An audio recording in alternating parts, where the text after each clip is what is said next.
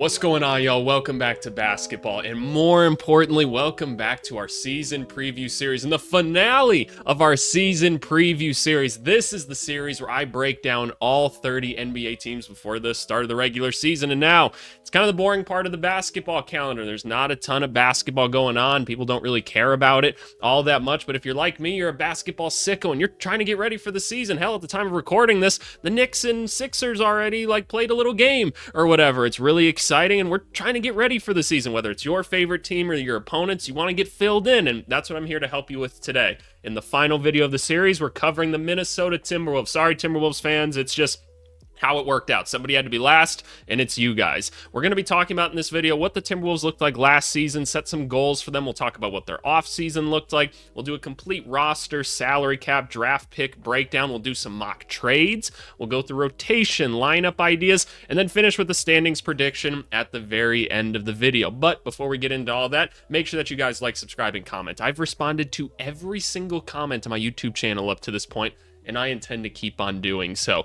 All of the rest of the season preview videos are out if you're watching this. Your favorite team is out there, but I encourage you to watch them all. Go learn about all the rest of the teams. I think it's important to kind of have this all-encompassing view of what's kind of happening. And I know it's not like the best time of the year for basketball content, but I wanted to get this out to all the basketball sweats, so I really hope you guys enjoyed the series. If you continue to show it some love, maybe we'll continue to do it again next year. But yeah, thank you for choosing my channel as the place that you decide to kind of spend your season preview and everything. But anyway, let's go talk about the Timberwolves. And that brings us back to the season preview spreadsheet. For those of you new to the channel, I like to build these spreadsheets to kind of help articulate and visualize the stories that I'm telling here on YouTube. And you can actually get access to these spreadsheets if you want. It's really simple. Just go down into the description of this video. You'll see a link to join my Discord. It's completely free. Hop on there, go to the announcements channel, and you'll see a free download link to go get this spreadsheet. I'm updating it all the time, so just come back whenever you need a more up-to-date file. Java, get out of here. I've had people in my comment section like, update your Java. No, you can't make me do anything. You're just names on a screen to me.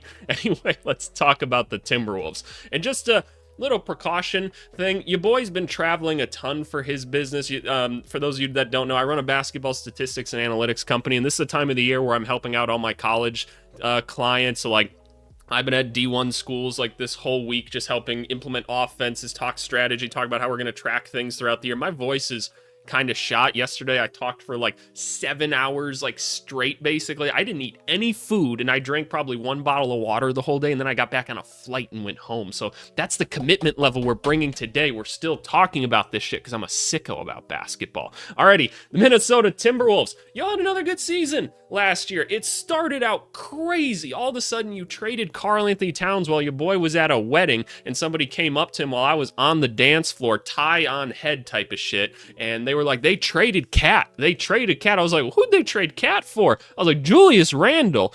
I was like, whoa, whoa, whoa, whoa, whoa, whoa. I came back late that night, made a video about it. Wild move. After the Timberwolves finally had a successful basketball season for the first time ever in their organization's history, they went and traded one of their best players. And I was like, this is such a, what a hit to this franchise to show them that they're not real about this shit. And yes, there was a logistical reason behind it because they wanted to be able to retain guys like Nas during the summer and stuff like that, give them a little bit more flexibility. They were hoping maybe a Nickeil Alexander-Walker could be part of that as well. And they're like, hey, it's a year of Julius Randle. Who really cares if it doesn't work out? He's still a good basketball player. And I was like, oh my God, that's so risky. I don't see it, man. I think it sends the wrong message to people or whatever, that you're kind of not willing to pay certain amounts of money at this point. But Timberwolves, despite starting out a little bit slow with Julius Randle and him kind of still doing his Julius Randle things, he slowly started to figure things out last year, and you kind of started to find this cohesion to the team. Now, defense is always their thing, right? Defense is the Timberwolves kind of standing ground under Coach Finch and everything. That's all great and awesome. The team still struggled in a lot of instances offensively. While they had some solid individual offensive performances, if you're a Timberwolves fan and watching any basketball, and by the way, I live in Minneapolis, so that's the team I get to go watch more so than anything else. I'm not necessarily a Wolves fan, but I just like watching basketball. Their team is probably the hardest to watch play offense. It just is. It's just standing out there and waiting for them to do things. It's really frustrating to watch, but regardless, this team made it back to the conference finals again on the back of Anthony Edwards and Julius Randle, who for most of the playoffs was kind of the best player in the NBA playoffs, which was crazy. It all came crumbling down at a certain point when OKC just kind of put them in a box, unfortunately, and made Julius Randle go back to his high post-up isolation nonsense, and the Thunder are just kind of unstoppable, right, in a lot of ways. Timberwolves fell short, but that's 2 years in a row of making the conference finals, man. That is a huge accomplishment. Obviously, we're trying to get over the hurdle now. Anthony Edwards is still really young. How old is Anthony Edwards? Anthony Edwards is only 23. He's only 23, and he's made 2 conference finals. That's insane. That's crazy. You don't start winning championships typically until you're about 26 and up, so you guys are doing good. You guys are in a good place. Shout out the Minnesota Timberwolves. Alrighty, 49-33 last year. Clearly contenders, right? This is a contending basketball team. You're pretty much bringing back the exact same roster aside from a couple little changes here and there. If you're new to the series, there are 5 different categories you can fall in as a franchise status. I've got selling teams actively trying to blow up and reset their team. Rebuilding teams, you're trying to find those couple of young core pieces that you want to start to build around. Growing teams, you've found those couple of young pieces and you're kind of trying to build up the right team around them. Your best player is 23 in the Timberwolves and you're already a contending team. That's amazing. You skipped past the growing phase really, really quickly. Good for you guys. This team's clearly a contender. They're trying to win a championship right now. And then we got the who the fuck knows category, which is never the place you want to be, but there's always a couple teams where we just can't pinpoint where they're supposed to be, and they fall into that category. So be it as it may, don't be there. At least these kind of steps kind of flow into each other and there's a direction with them. This one, no, you don't want to be there. So good job, Minnesota. Now we do have some goals, right? Because this team is flawed. It's a good basketball team. It's performed well the past couple of years, but we have goals, right? We're trying to get to the top of the mountain. Here's a couple goals I have for the season. First, find a playmaker. We don't have a true, reliable playmaker on this team. Word on the street is that Anthony Edwards has spent a lot of time this offseason working on them. That's from people I've heard. I don't know if people in the media are covering that, but that's what I've heard is kind of going on most of this offseason, kind of through his camp. And I tend to believe that he's really working on this shit because every time he says he's really working on shit, despite him being a kind of goofy and maybe controversial person off the basketball court, he seems to really lock in on this shit when he's doing it. So good for him, but we need to probably add a primary playmaker to this team, someone that can get the offense kind of moving, distribute to some of the more talented people on the team, things like that. Mike Conley, past his day, potentially. I think it's probably safe to assume that. I hope that's not the case. I hope we still get a productive Mike Conley this year, but it was a rough kind of end of the season to him last year. Install a real offense.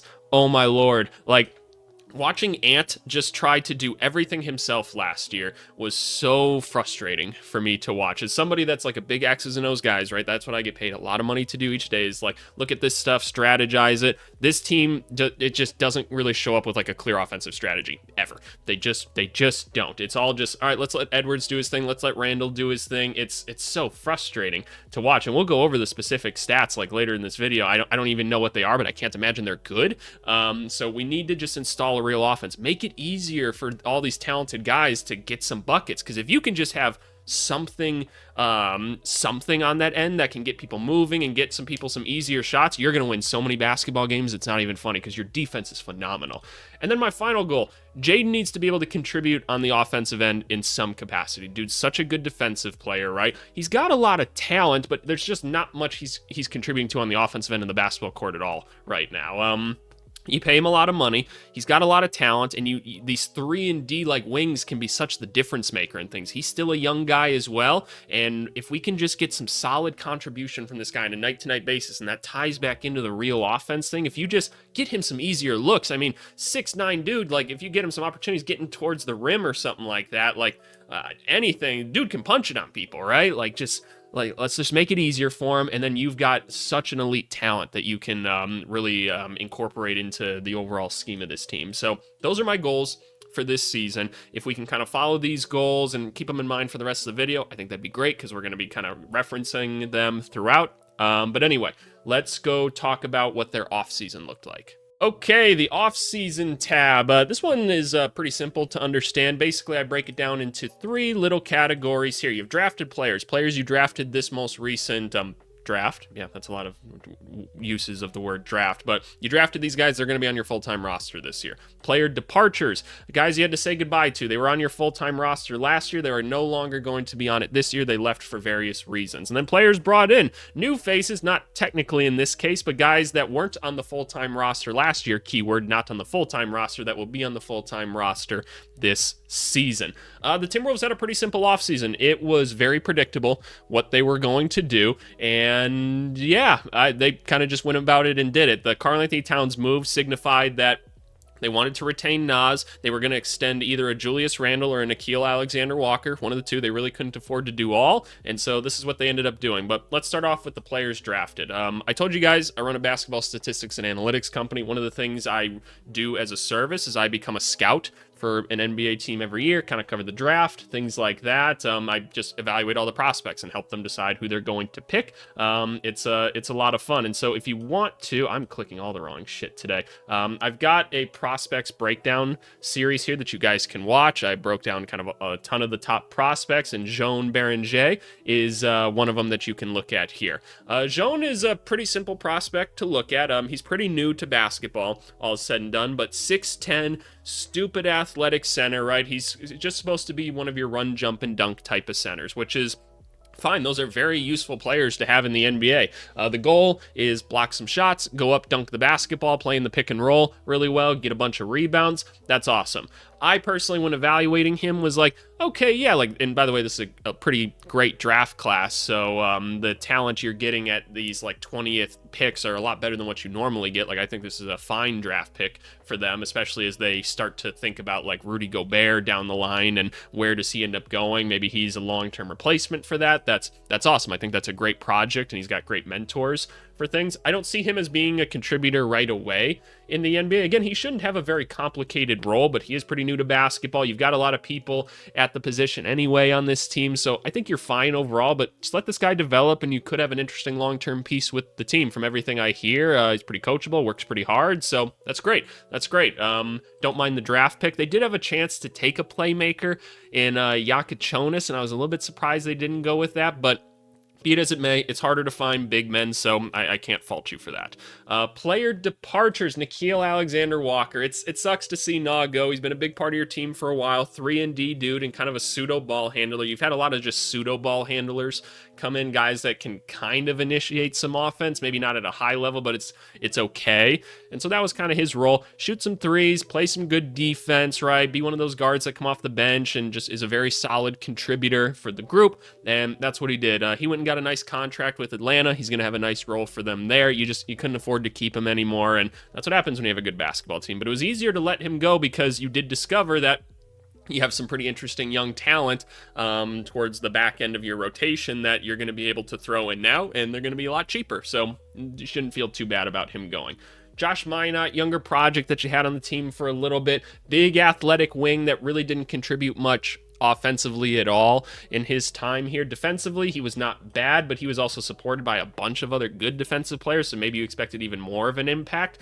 He ended up going to the Celtics on a pretty cheap deal. And then Luka Garza also ended up on the Celtics with a pretty cheap deal. His game was pretty simple. I'm actually surprised Luka Garza has kind of made it this long in the NBA. I'm not saying he doesn't deserve to. I just didn't think that he'd be quite as effective as he is in the NBA up to this point. And mind you, I'm not saying the dude's like a great player, but what he is good at is getting around the rim, being really big, really strong, putting the ball up and in, getting a fuck ton of offensive rebounds, stuff like that. The rest of his game isn't really there. He's not a playmaker. He's not much of a defender. Honestly, I'd call him a pretty poor defensive player, honestly, and just not a lot else kind of going on with his game. But it's a big man you lost in favor of a younger big man that should maybe have a little bit more upside. So not the worst thing in the world. And then players brought in Bones, Busy Bones Highland. I love Bones, man. It's just these types of players are fun. They're not always the most effective in the NBA, but they're fun. Bones was technically a two-way player for you guys last year after he got bounced around a bunch and just, again, ended up on a two-way contract with the team. And now he's on the full-time roster, so that's why he's included there.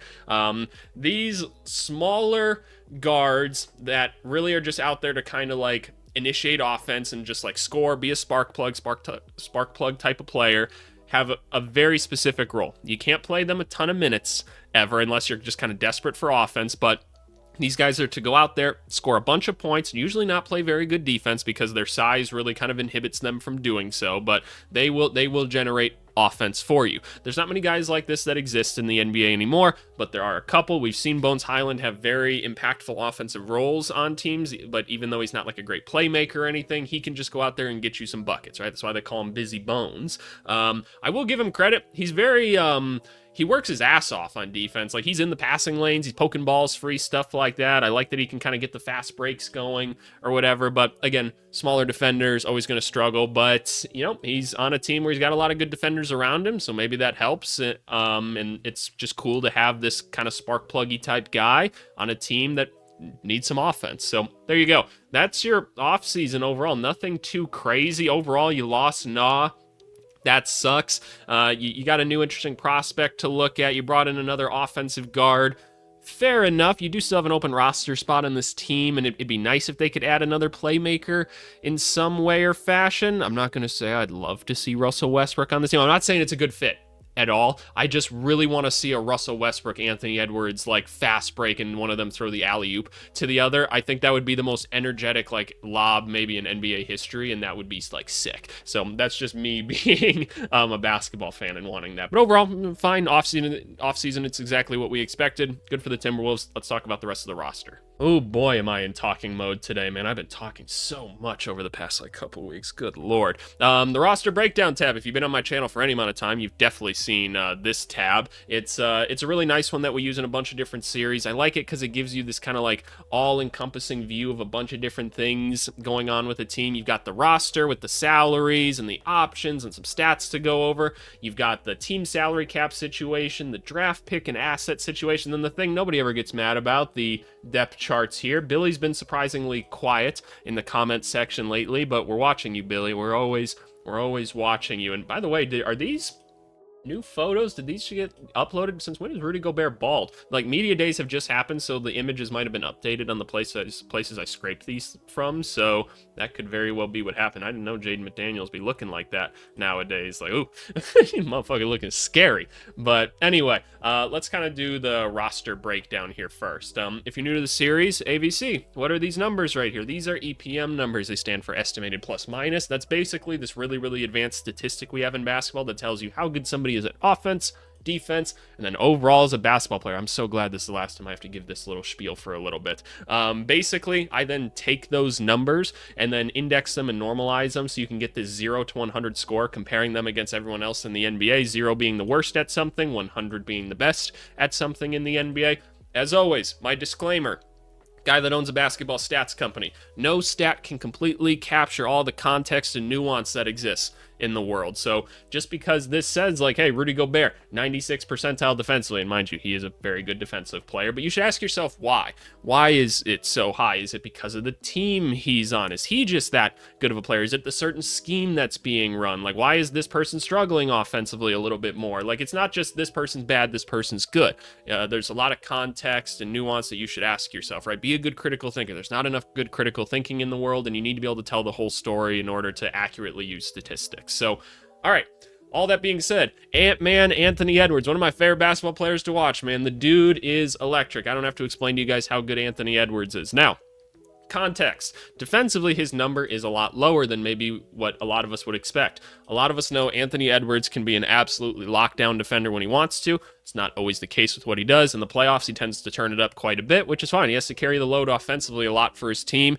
I never go in saying, like, you have to be absolutely elite on both ends at all times. That's great when you can do that. I'd say if we could make his life a little bit easier offensively, then maybe defensively I can have some more expectations for him. But again, nobody has to work harder for their buckets than this guy. I promise you he doesn't, or nobody else does. It's so frustrating to watch, like, everything that this guy has to do. I want to take a look at some numbers quick, just because I think it's important. So here's Anthony Edwards. Great three-point shooter last year. That was a really fun thing that we kind of discovered, and he got a ton of three-point shots up. You got some of the assist percentage numbers up. Like, the turnovers were down. Like, that's awesome, man. Like, you're getting good at this shit. You're starting to become that primary guy. Look at this. Percent assisted. It's all him, man. It's all him. Anthony Edwards is not probably, like, good enough at having the basketball to where this should be the case. And look at all the attempts that he has, man. Like, he is getting the ball up and he is shooting that thing and he is doing it all by himself. Like, these percentiles right here at the bottom, this shows, like, in comparison to everyone else, he just has to do it all by himself. That's how it is right now. So nobody is setting him up for anything easy. He's not getting any backdoor cuts or not coming off of screens and getting shots. It's crazy when your three-point shots are less than 50% assisted. That's insane. And man, poor Anthony Edwards, man. Let's get him some help. Come on, Finch. Like, put an offense in, and we're going to be in a good spot. Rudy Gobert, you know what to expect out of Rudy Gobert at this point. One of the best defensive players of our generation, maybe the best defensive player. Just having an absolutely phenomenal rim deterrent at all time is extremely valuable. Not only that, but like, he just knows where to be defensively at all times. Like, he really commands the paint. Like, he's got this shit down. Offensively, yep, he's frustrating to watch. Like, this number feels like it should be a lot lower, shouldn't it? And I tend to agree. But a lot of his buckets come in very easy ways, right? But we also know the dude's got stone hands and just can't catch the basketball sometimes, or just like misses these point blank things, or just travels or other things. It's frustrating, but you know what you get out of Rudy Gobert, and he's extremely valuable. There's no ifs, ands, or buts about that. Julius Randle. Oh, it was great to see Julius Randle kind of have an upswing in things last year. Again, in the playoffs, he was, for a while there, he was the best player in the NBA playoffs. Dude was cooking. And again, doing it all by himself, nobody kind of setting him up for anything. Can we take a look at Randall's numbers for comparison as well? Yeah, look at these, all extremely low as well. And again, he's a forward, and so there's even less, or there's always going to be more people kind of playmaking to him because he's just not bringing the basketball up quite as much. This is still really low. So your two like best offensive players are just playing in isolation the whole time and trying to get their own thing to happen. Not what you want, especially when these are kind of your efficiency numbers. Again, these numbers kind of fluctuated throughout the year. I'm willing to bet it's a pretty wild curve for Randall. Yeah, it was pretty wild all throughout the season, but overall ended up becoming like a decent like playmaker and got to kind of run through at points throughout the year. Last year, we hope he can kind of build on that and further push away some of the bad Julius Randle habits that we saw at the very end of the season kind of pop up again. Jaden McDaniels, we talked about him. Elite defensive player, right? Not contributing very well on the offensive end currently. He has his moments where, like, you can tell, like, he's one of those guys that the coach, like, gets on before a game and says, I need you to get some buckets this game, and, like, figure out a way to do it, because he'll come out just, like, firing for, like, the first 5 minutes because it's, like, in the front of his mind, and then it kind of just dies out again. You're like, wait, where did McDaniels go? What happened there? And you know what? Fuck it. We're gonna make this a big stat video. Let's go find these ones as well. Even this, like, for a guy that's this kind of inefficient all around with basketball, he's not bad at the rim, but he doesn't get many. He doesn't get a ton of attempts there. He's still like below league average for like the amount of like assists he's getting. Like, that just shouldn't be the case for a guy of his offensive skill level. Just shouldn't. So. Got to find some ways to make his life a little bit easier. I put that on the coaching staff more so than him. Obviously, if he wants to get better at things, that's great, but the offense should make it simpler for him. Naz Reid, the folk hero himself. People in Minneapolis love it, man. They love Naz Reid. It's great to see. Seems like a really fun guy. On the court, it's so cool to have a center that can play some very solid defense. Yes, I know he messes up on defense every once in a while. Like, guys get by him. He tends to take a lot of risks because he knows he has Rudy Gobert behind him a lot of the times, which is fine. I think overall Naz is a pretty solid defender. But having a big man that can put the ball on the floor, shoot like that, move the ball around, like, what an incredible talent. And, like, what a cool three-man kind of big man rotation you can have between these three. And, league where there's not a ton of big men to go around, it's such a cool kind of trio that you can put together between these guys. A lot of different dynamics that you can run. That's what I'm saying. Just get the offense a little bit more creative. You got a center that can put the ball on the floor and create. Like, let's have some fun with things. We love Dante DiVincenzo, part of the Karl Anthony Towns trade, the guy that came over. Maybe a bit of a down season compared to what he wants, but again, he was asked to do a lot of creating for this team, kind of be a pseudo point guard and playmaker at different points this last season. And he didn't have nearly as much space and kind of working opportunity in an offense like he did with the Knicks. And everyone was like, oh man, this guy can't quite do this anymore. But still a great three-point shooter, still a good defensive player. Yep, dealt with a few injuries this last year, but awesome guy to have on the team. I hope if we make things a little bit easier, these numbers will be even higher. One of the better role players we've got. All right, Uncle Mike Conley, the ultimate teammate in the NBA.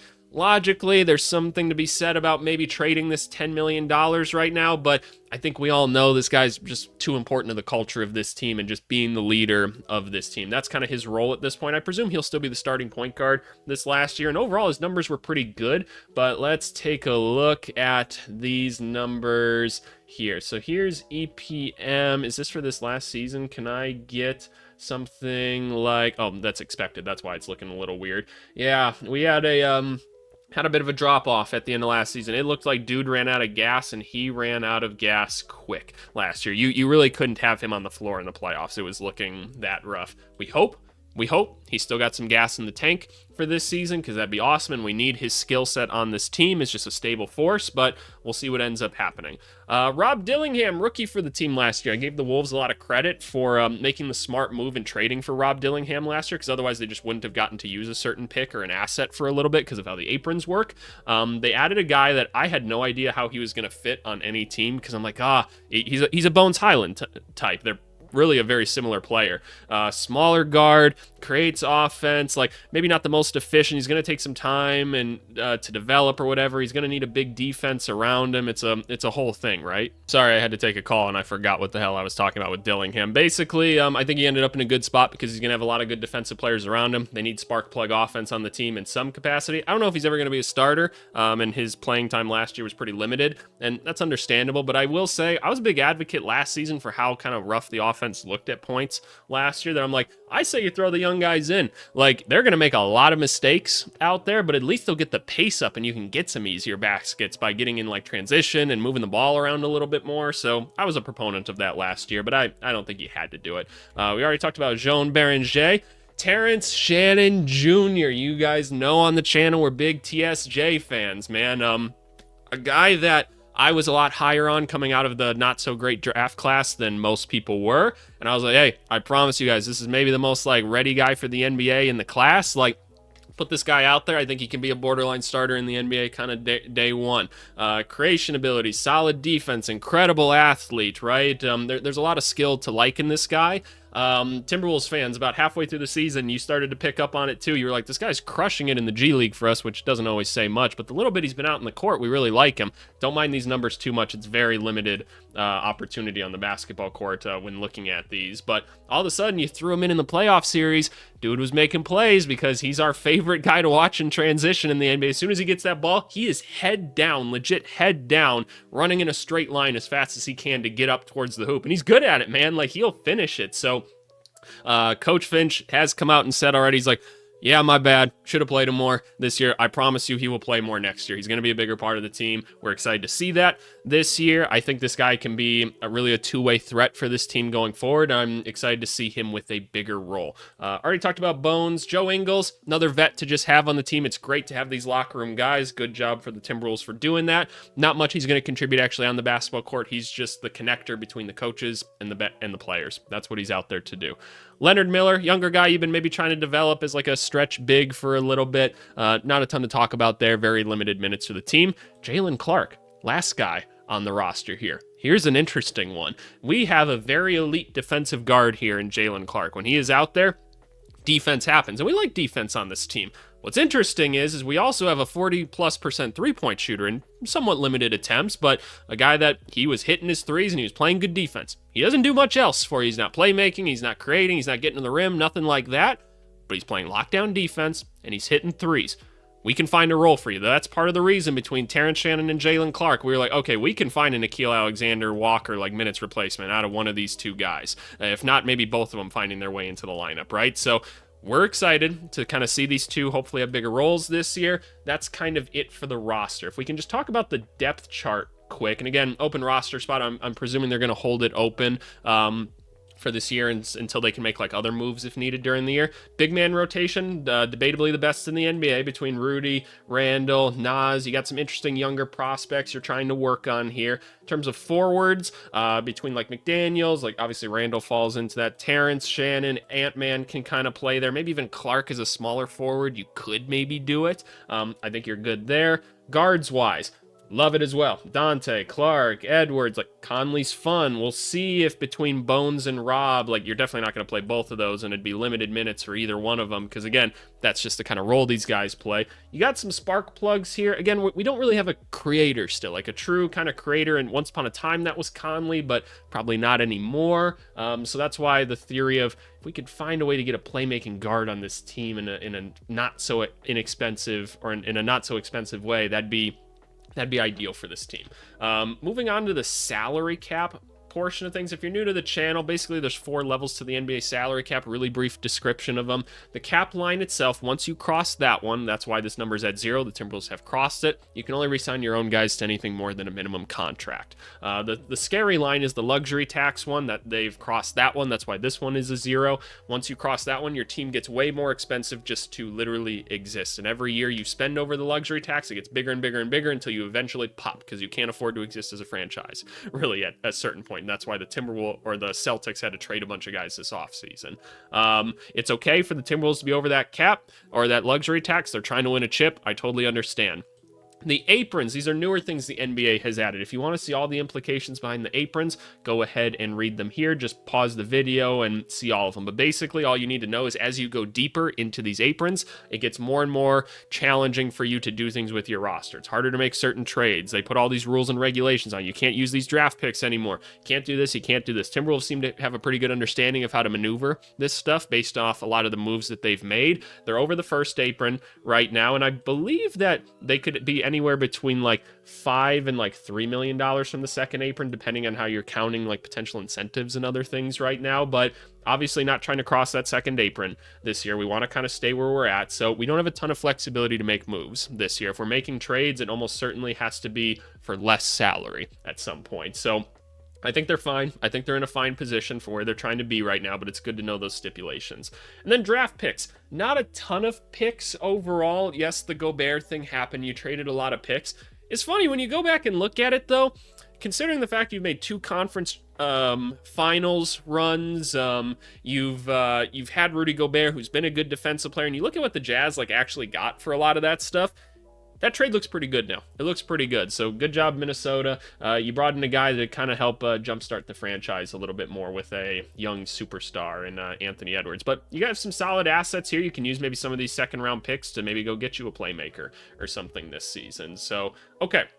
All that being said, let's talk about trades. Who's actually even tradable, like, on this team? Again, these guys probably a lock here, like McDaniels. Well, I don't know, man. I don't know. There's not a real obvious person to trade here, and I don't expect this team to be heavily involved in the trade market this year, but we're going to move on to the trade part of the video anyway and think about some options. And that brings us back here to Fanspo. Fanspo, for those of you that don't know, really, really cool website where you can do a bunch of mock trades, mock drafts, all this other stuff. It's a ton of fun on here, and it's a free website. We love to use it in these videos, but there's a bit of a problem with it, right?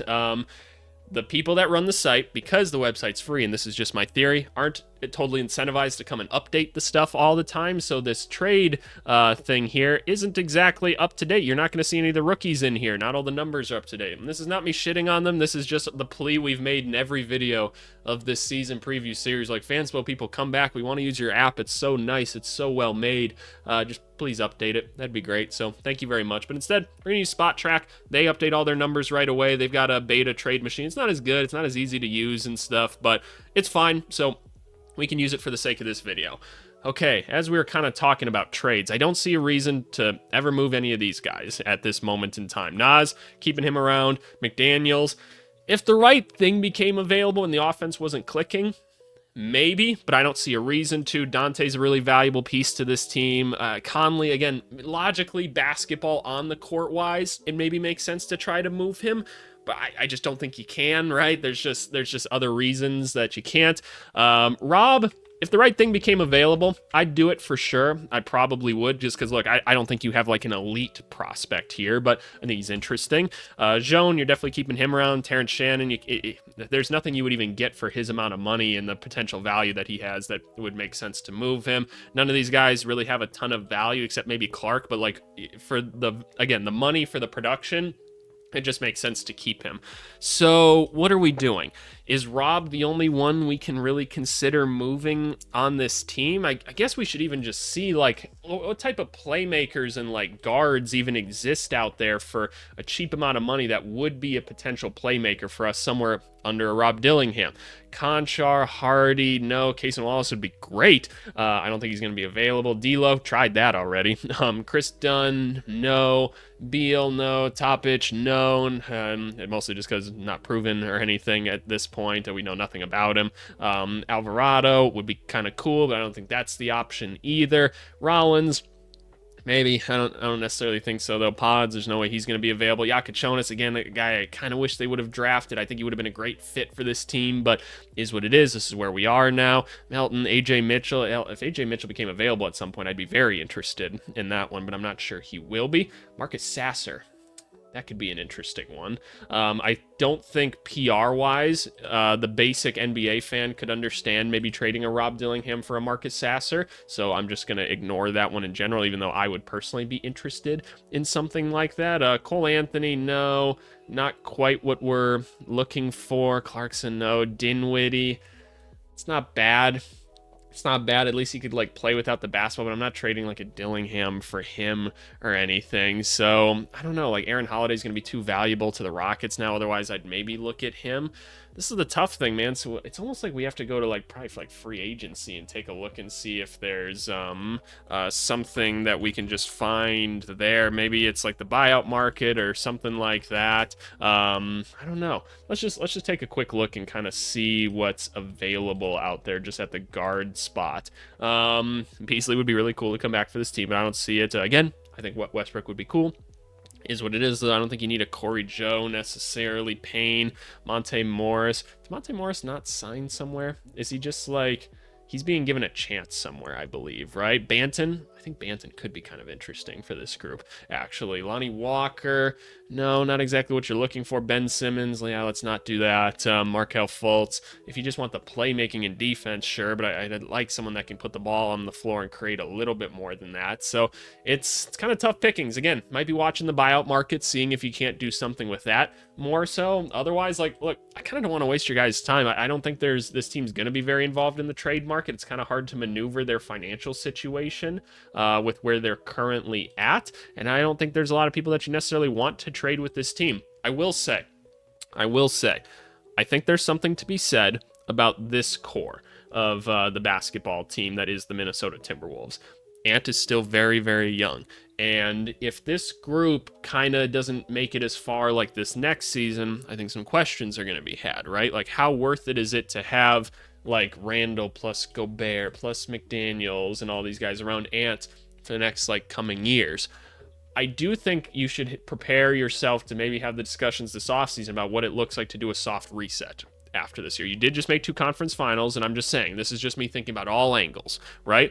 If things don't go well for whatever reason this season, I think a lot of us in our better judgment have a hard time seeing this team actually winning a championship together. So maybe you start to prepare yourself for a life of a little bit of downtime in the sake of kind of resetting your cap, trying to find more logical fits around Anthony Edwards and doing a soft reset during next offseason. But I think for the time being, you run it back with this team and see if you can't just make some small tweaks and get a little bit better. I don't see a trade that makes sense, y'all. I really don't. I don't know what it is. If you've got ideas, let me know in the comments below. Let's move on to the rotation. I'm not going to waste your time. The rotation, question mark. I always put the question mark in. It's episode 30 of this, you know why. I'm not in the practices. I'm not in the training camps. So this is just me kind of going off of the basketball that I watched this last year and kind of making my assumptions as to what I would want to do out there. And by the way, I pre-record all of these videos and everything. You guys know this is more than a week in advance. So if anything's weird, that's exactly why. And I probably touched on it in the comments or whatever. Also, these are average minutes that we would expect to see. These EPM numbers here, the same ones you saw here. We're just weighting them by how many minutes are being played now. Starters, what you expect. Mike Conley not actually playing starter level minutes. I just don't think that's probably doable at this point in his career, but obviously he's still a big part of this team. Naz Reid and DiVincenzo still playing like super sixth men roles. It's great to have 2 guys like that on your team. Need them playing starter level minutes. There's part of me that even thinks that you go more of like a split time between Nas and Gobert at this point. So you could probably talk me into something like that. If you wanted to play Nas more than Gobert, I could probably see that too. They're all going to play a good amount of minutes, but something like that, that's kind of what I'm thinking. DiVincenzo, obviously we talked about him playing quite a few minutes. Terrence Shannon Jr., they said going to be a bigger part of this team. I think he needs to be. I think he can be a really nice two-way player for this group. So I got him out there a bunch. And you'll notice I've only got 9 men here. I don't really want to get these other people on the court. I'd rather just get Jalen Clark 20-ish minutes, have him be a solid role player for this group, go with all the pseudo ball handlers we got between Edwards, Randall can do a little bit, Nas can create a little bit, but Dante, Clark, maybe give the ball to Terrence a little bit. He had the ball a little bit in college too, and I think it could develop. So I think you just go with this core 9. It's a very good defensive group, and it's got enough offense to kind of supplement it, so I think it's fine. And if we go over to the lineups here, this is where I free ball things a little bit more, and I come up with 3 lineups that I'd like to see the team go through or go to at different points of games. I wanted to note the closing lineup here. I've got Dante kind of playing out there. Again, I'd like more playmaking than this out there, but I think this is the best option that you have currently, and I have Naz Reid because I don't think you can have Gobert in certain closing minutes. We saw what happened when like Luka gets switched on to him at like the end of games and shit like that. I think it's hard to hide like a Gobert if they get him out of the paint, so I think that can hurt you a little bit, so I'd rather have Naz start to close certain games. Anthony Edwards, growth. That's what the point of this lineup is. I'm letting him be more of the playmaker because, again, if that can just be the thing, great, very cool. I've got another defensive, or I've got a big-time defensive guard out here because he's, again, going to be asked to carry so much more of the offensive load. Clark, I want you guarding the best guard on the other team and being a floor spacer. Terrence Shannon, I want to get the pace up.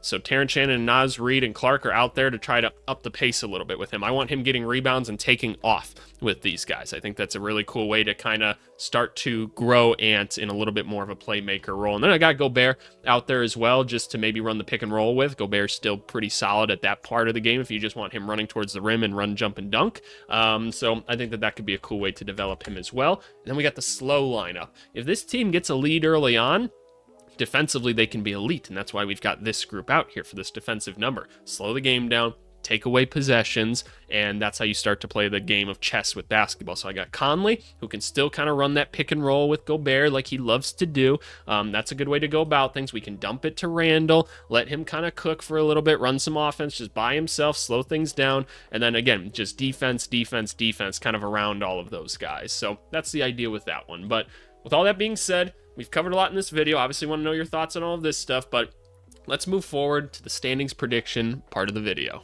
The final one, the final standings prediction. I don't need to do a drum roll. Let's click that button. I've got the Timberwolves as the 2 seed this year. I truly think this team is going to come in this year with more of an offensive game plan. At least I'm hoping so, man, because I've heard some things. I think they're going to be a little bit better on that end of the court, and you put those couple things together with the fact that Edwards, hopefully still only going up as a player, another season of Julius Randle, maybe getting used to being a more productive NBA player. We've got the film of the success at this point, maybe getting some younger guys in the court that can push the pace a little bit, and just having a good defensive team, I think can win you a lot of regular season games. Are they going to be the second best team come playoff time?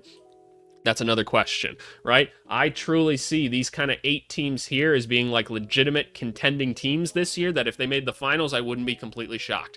The Western playoffs, I think, are going to be very, very tough. If the Thunder were all of a sudden, maybe not the Thunder is the best example, but if the Timberwolves were at 8 and the Mavericks were at 2, I could see it. I could see it if you kind of flipped the 2 through 8. I really, really could. So obviously, I want to hear your guys' thoughts down below. I'm curious to hear what you guys are kind of thinking going into this season. And seriously, before we go into the comments of the video, just like, thank you guys. Thank you guys for spending so much time with me during the dead point of the basketball calendar. It really, really, really means a lot to me. We're going into our 3rd season of covering the NBA now, I think. Is it our 3rd? I think it is like our 3rd of covering the NBA here on YouTube, and I'm glad that you guys chose me as a place to kind of get you ready for things. So if you've been watching these videos, or if you're new to the series and you're kind of getting caught up or whatever, thank you. And yeah, I'm looking forward to covering the season going forward. Because I'm so far ahead on recordings, I probably won't be recording anything for like a week or two or whatever. But obviously, if something happens in the NBA, I'll be popping up. But I'm getting ready to do some cool stuff during the season. So thank you guys, and looking forward to another great basketball year. Let's move on to the comments of the video. Alrighty, y'all. Comment of the video is coming from our Atlanta Hawks season preview video. Had a lot of fun making these thumbnails and stuff like that this year. We got the ice tray right here. I think it's looking kind of cool or whatever. Comment to the video, man. Your boy Alaska here just came in and said, this whole time I thought Garrison Matthews was a 2K auto-generated roster filler.